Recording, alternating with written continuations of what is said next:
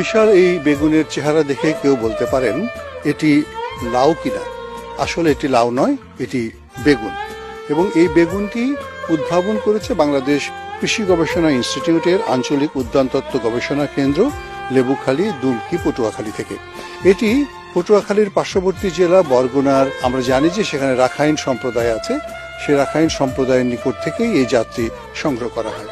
এবং এই বেগুনের যে চমৎকার যে আকার এবং বৈশিষ্ট্য, এটা দেখে যে কোনো মানুষই কিন্তু বিমোহিত হতে পারেন। বিশেষ করে যারা শাকসবজির ক্ষেত্রে আগ্রহী, তারা এই শাকসবজি, এই বেগুন দেখে তাদের প্রত্যেকেরই কিন্তু আসলে অবাক হওয়ার কথা। কারণ এত বড় আকারের বেগুন বাংলাদেশে হয় কিনা এটা নিয়ে কিন্তু অনেকের ভিতরে প্রশ্ন আসতে পারে, কিংবা প্রথম চোটেই এটাকে বেগুন বলবেন কিনা এটা নিয়েও কিন্তু অনেকের ভিতরে প্রশ্ন আসতে পারে। কিন্তু সত্যি কথা হচ্ছে এটি বাড়ি বেগুন 12 লেবুখালী উদ্যানতত্ত্ব গবেষণা কেন্দ্র থেকে এটি উদ্ভাবন করা হয়েছে।